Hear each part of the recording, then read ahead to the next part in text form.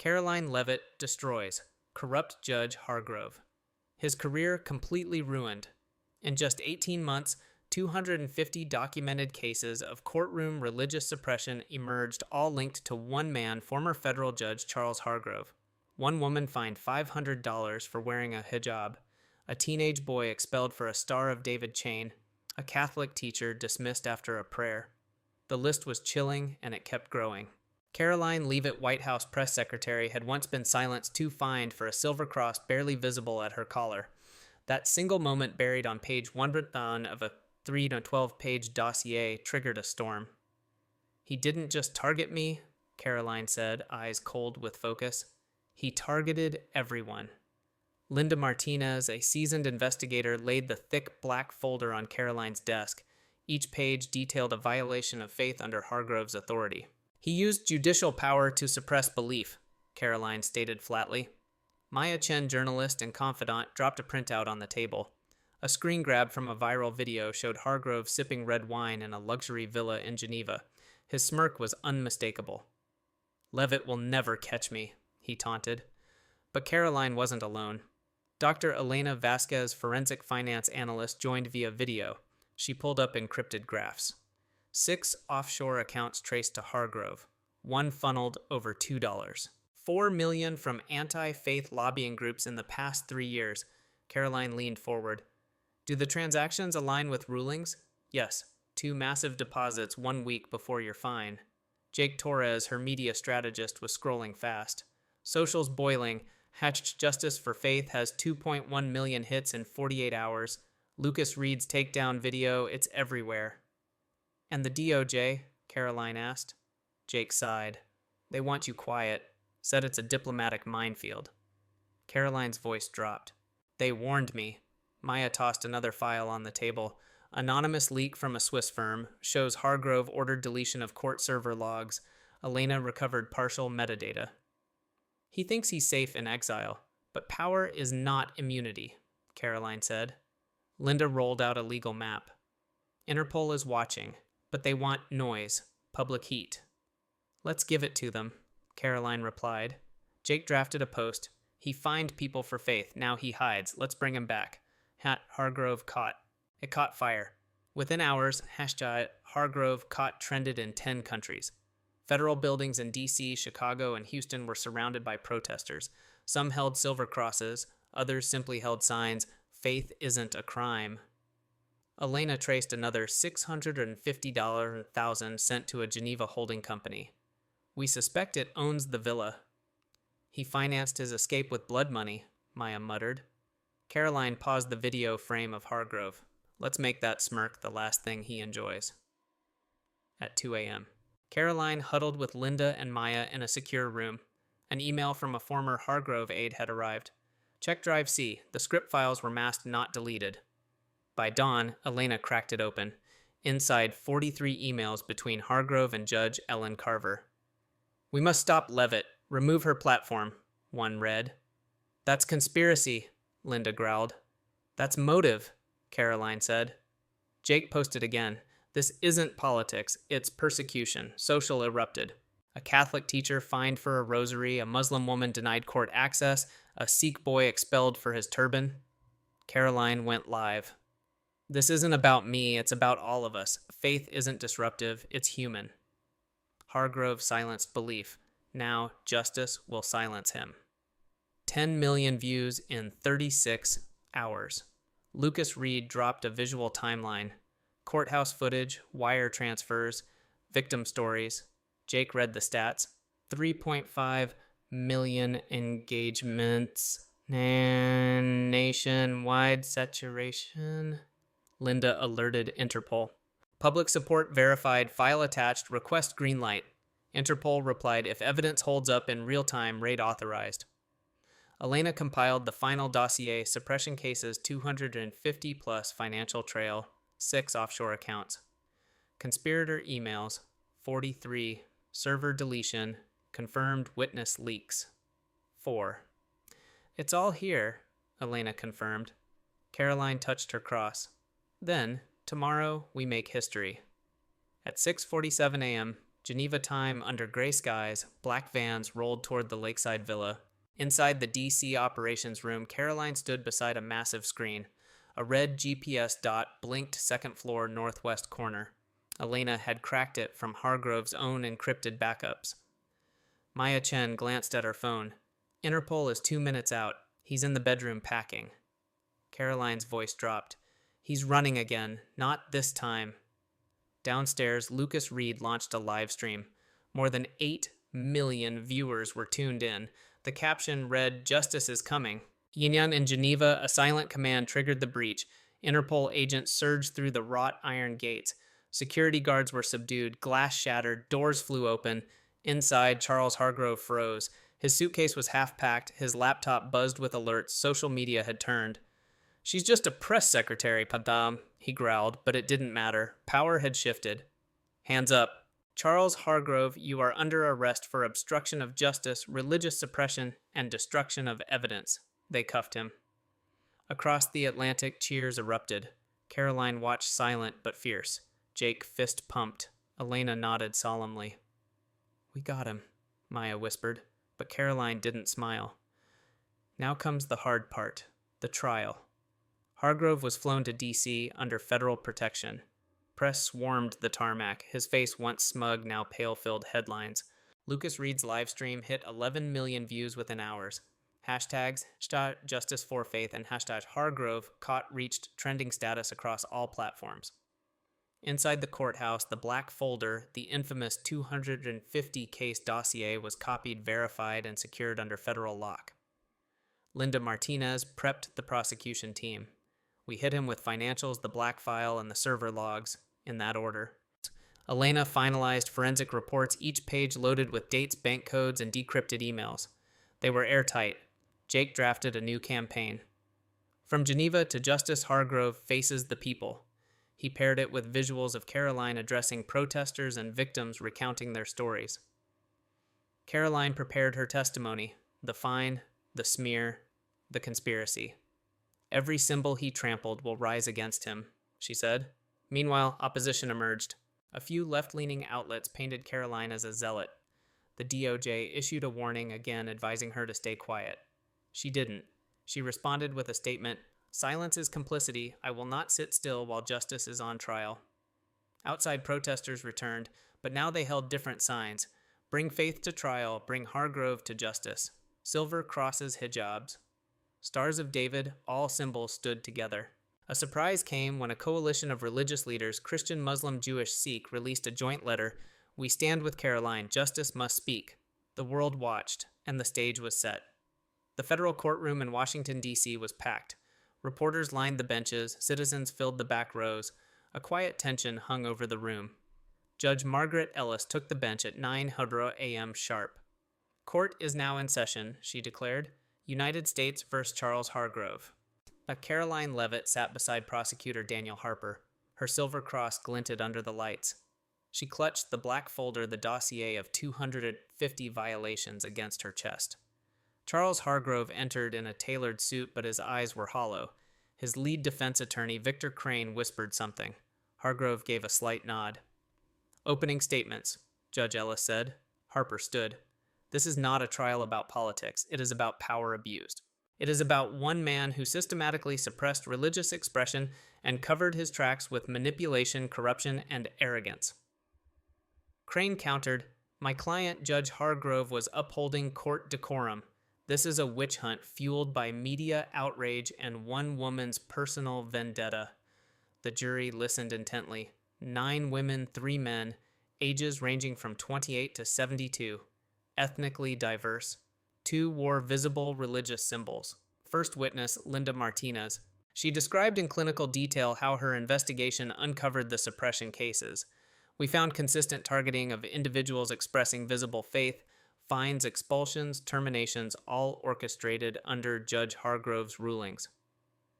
Next came Dr. Elena Vasquez. She projected a chart on the courtroom screen. "Here are 6 offshore accounts linked to Judge Hargrove. The deposits correspond exactly with major rulings in his court." She scrolled through timelines. Each one ended with a ruling and a transaction. Crane objected. "Speculation." "Hard data," Elena replied. All verified. Then came the server deletion logs. Maya Chen introduced the leaked internal emails. These are from a Swiss law firm. One of Hargrove's own attorneys flagged an effort to destroy case metadata. Harper played the damning audio, delete everything about Leavitt. She's too dangerous.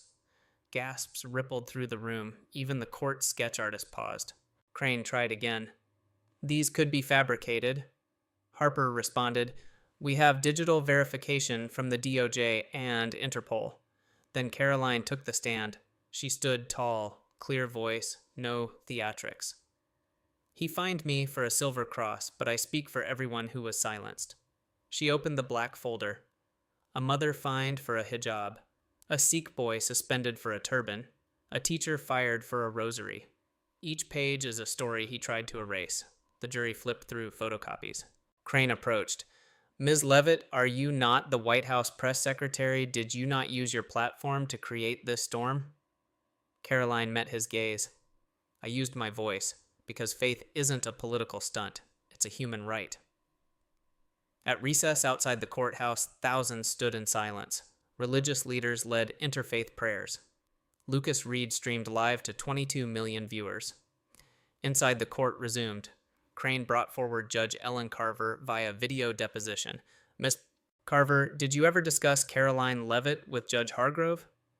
She hesitated. Yes, he said she was a threat. To what? To his control. The defense crumbled. Judge Ellis set closing statements for the next morning. Harper looked to Karoline. We just need one more nudge, she nodded. Lucas posted a final rally call. He fined symbols. Let your voice be one. Show up. Speak out. #FaithOnTrial. It exploded. Churches rang bells. Mosques broadcast calls to prayer. Synagogues lit candles. Faith had been silenced. Now it was roaring back. By sunrise, a sea of people surrounded the courthouse. News helicopters hovered. Religious leaders stood shoulder to shoulder. Media outlets broadcast live across continents. The sidewalks were lined with supporters waving signs, Justice for Faith, Karoline stands for all and no one above the law. Inside the courtroom was packed beyond capacity. Judge Margaret Ellis took her place, her black robe fluttering slightly as she adjusted her seat. She struck her gavel. We will hear final arguments. Prosecutor Daniel Harper stepped forward. His voice carried authority and clarity. This court has seen undeniable evidence, 250 verified cases of religious suppression orchestrated by one-man financial transactions tied directly to those rulings and a trail of destroyed evidence. Judge Charles Hargrove did not uphold the Constitution, he betrayed it. Harper paused. This is more than corruption. This is systemic abuse of power. And this trial is the first step toward restoring faith in every sense of the word. Crane rose, the once confident defense now brittle. My client acted within his judicial discretion. This trial has turned into a media circus fueled by emotion and amplified by political hysteria. Ms. Leavitt is not on trial here, but her motives must be examined. The jury looked unmoved. Some scribbled notes, others simply watched Karoline. She sat still, composed, hands folded over the now famous black folder. At 11:32 a.m., the jury was dismissed to deliberate. Outside, the crowd was growing. Lucas Reed's livestream crossed 25 million views. Interfaith choirs sang together on the courthouse steps. A massive cross, menorah, crescent moon, and prayer flags waved in unity. Karoline stepped away for a moment, retreating to a side room. Maya followed. You okay? She asked. Karoline nodded. I'm just trying to stay focused. If he walks, he won't, Maya replied. But even if he does, you've changed the narrative. That's power. Karoline pulled out her phone and opened a message from her mother. You are the fire they tried to extinguish. Keep burning. She smiled faintly. At 3:18 p.m., the jury returned. Judge Ellis resumed. The room froze. The forewoman, a middle-aged woman in a lavender suit, stood. We, the jury, find the defendant, Charles Hargrove, guilty on all charges. Silence. Then an eruption. Supporters inside cried out in joy. Outside, the crowd roared. Karoline exhaled slowly, her cross catching the light from a nearby chandelier. Hargrove slumped. Crane put his hand on his client's shoulder, but Hargrove brushed it off. He muttered something under his breath, inaudible to all. Judge Ellis banged her gavel twice. Order in the court. Sentencing will be held next week. This court recognizes the extraordinary resilience of Ms. Leavitt and the American people who supported the pursuit of justice. Karoline stood nodding politely. Outside, Lucas Reed held his phone high. "He's guilty," he shouted into the camera. "The justice system worked today because one woman refused to stay silent." The hashtags exploded again. Justice for Faith and Karoline won #system on trial. In the press pit, questions flew. "Karoline, how do you feel? What's next for your movement?" She stepped up to the podium. Her voice was calm but resolute. "This wasn't a personal victory. This was a correction, a restoration. Faith belongs in America, not behind closed doors, not in the shadows." That evening, she sat with her team. Linda opened a manila folder. "We've started drafting a bill, the Religious Freedom Protection Act, based on the violations from the black folder." Elena added, "We have preliminary support in Congress. 3 senators already committed." Karoline nodded. "Let's make it federal law that no judge, no system, no agenda can punish someone for believing in something greater than themselves." Maya spoke up. "I've been contacted by international outlets, Europe, Canada, even the Middle East. They want to know more. This is global." Karoline looked to the skyline. "Then we'll take it global." The following morning, newspapers across the world led with the verdict. "Faith on trial ends in conviction," read the New York Times. "Symbol of suppression toppled," said the Guardian. Karoline's Cross of Courage splashed across the Washington Post. At a vigil that night, thousands gathered: Muslims, Jews, Christians, Buddhists, atheists. Together, Karoline took the stage. "We did not win because I spoke. We won because we listened to each other. Faith is personal, but freedom is shared, and we'll defend both." The crowd lit candles. The city skyline shimmered.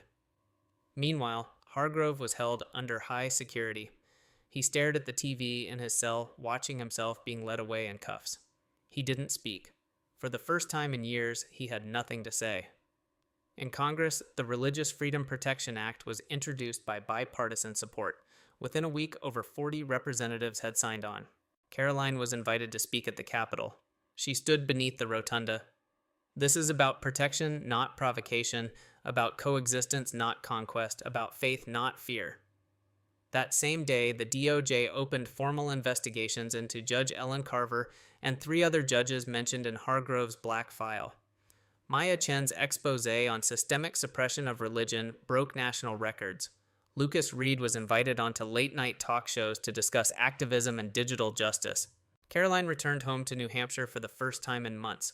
Her mother met her at the porch. "You stood in the fire," she said, hugging her tightly.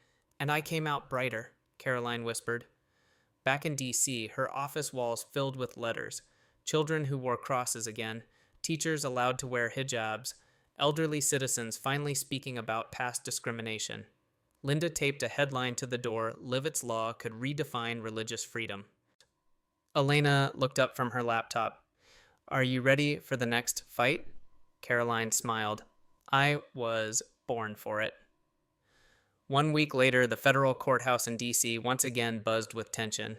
The sentencing hearing for Charles Hargrove was underway.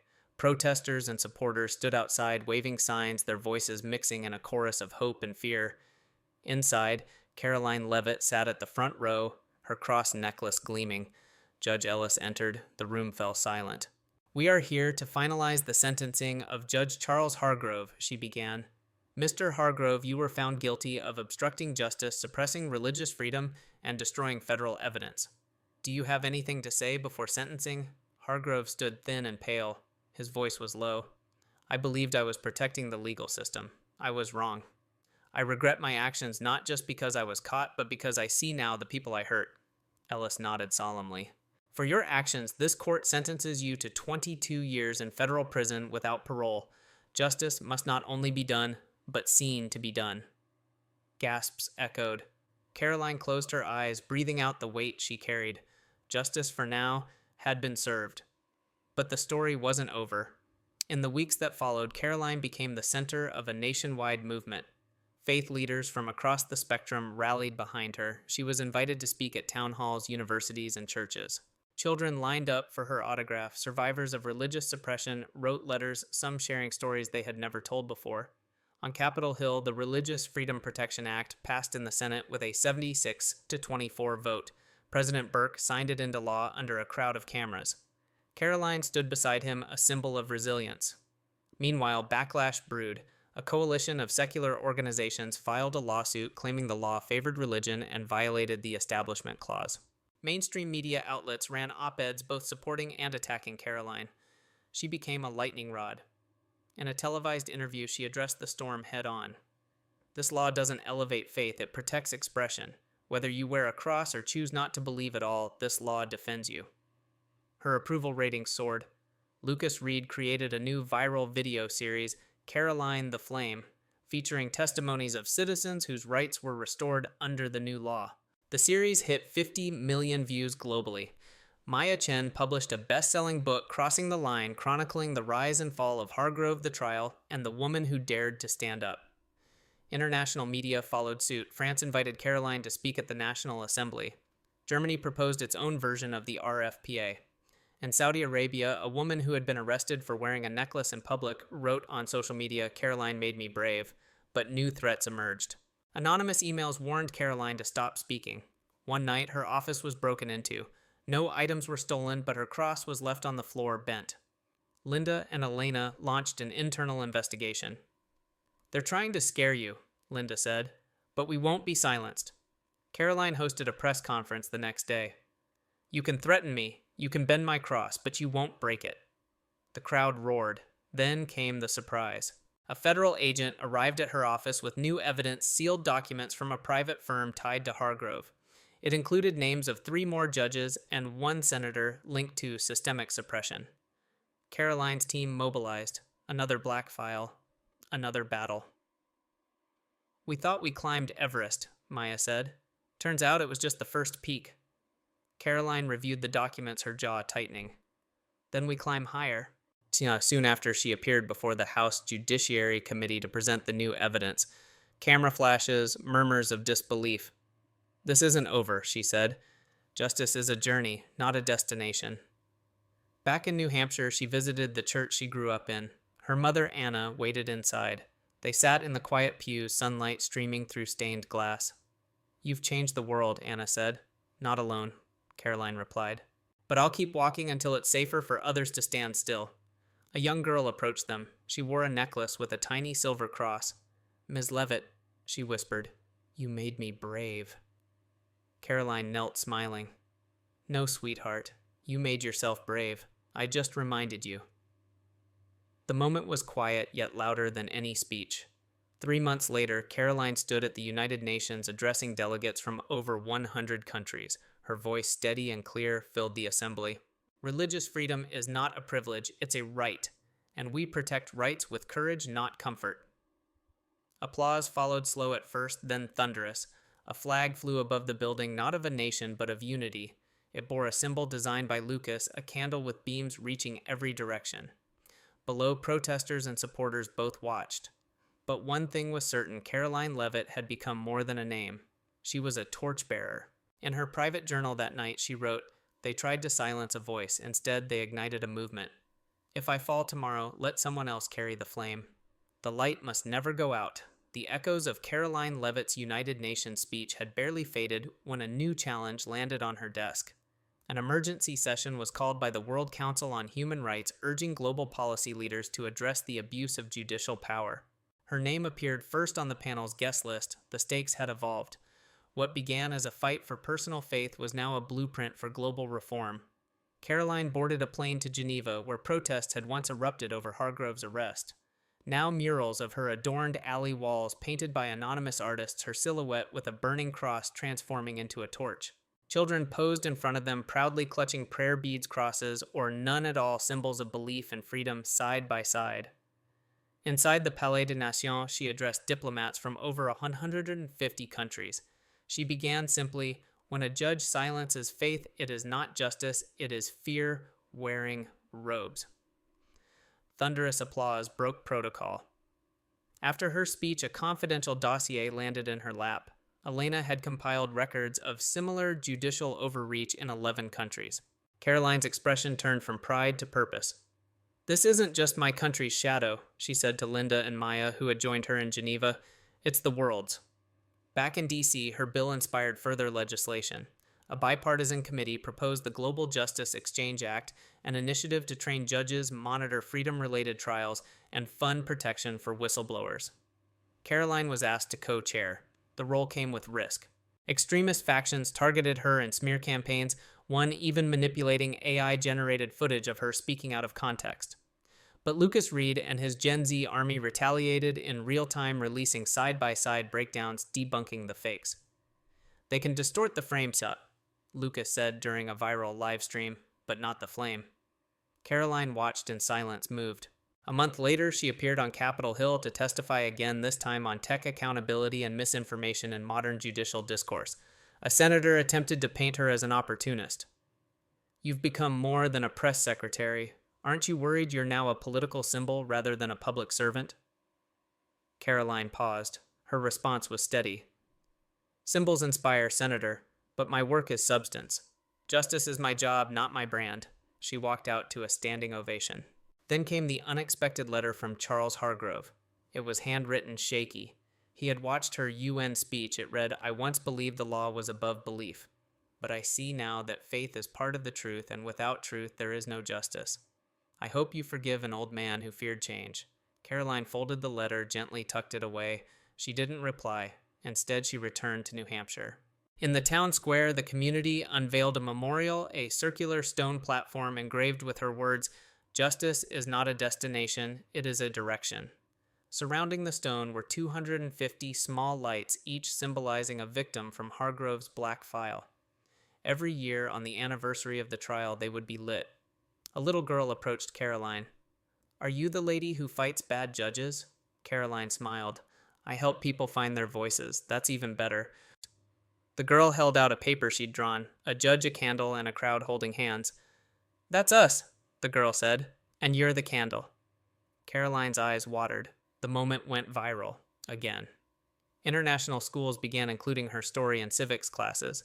Religious institutions cited her legacy in homilies and lectures. Major networks released documentaries. The Girl Who Wouldn't Bow aired in 23 languages.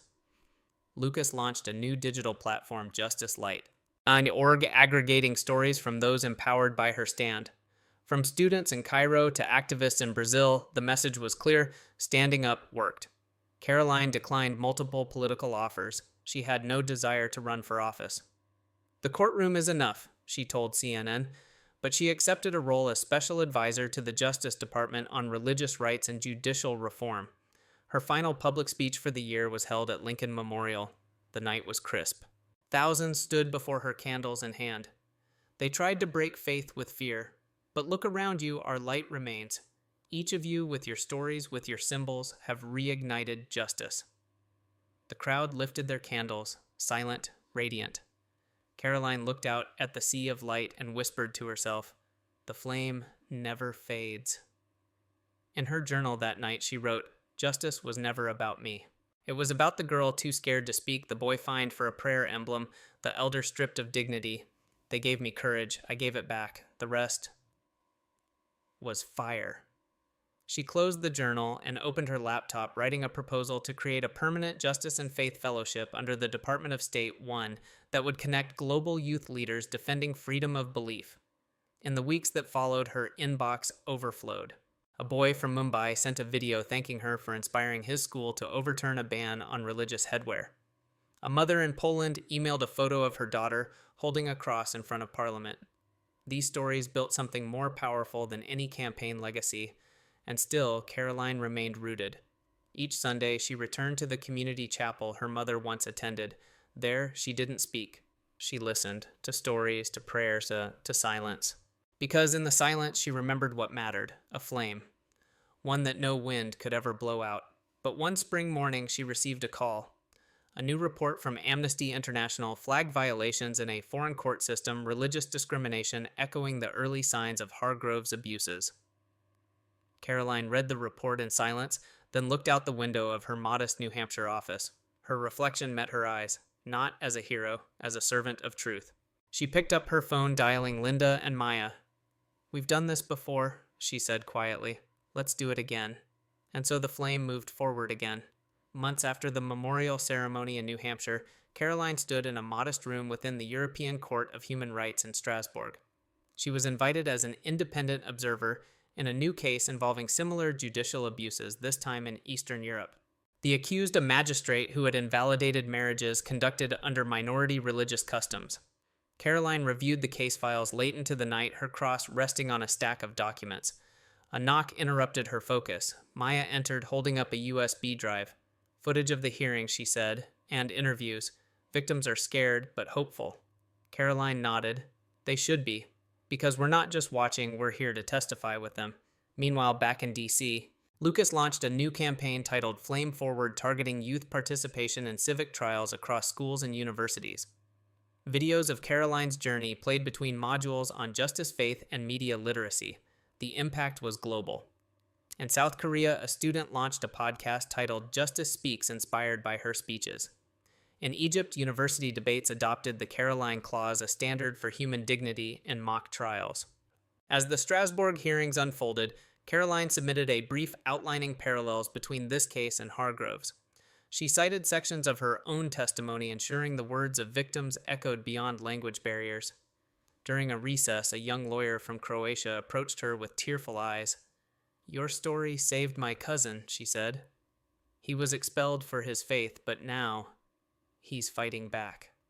Karoline embraced her quietly. The world had changed. And still, she carried no political title, only her purpose.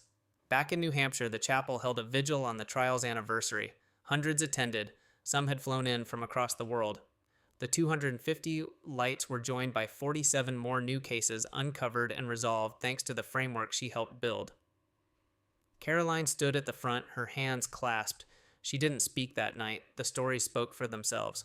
When the candles flickered in the breeze, none went out. Not a single one.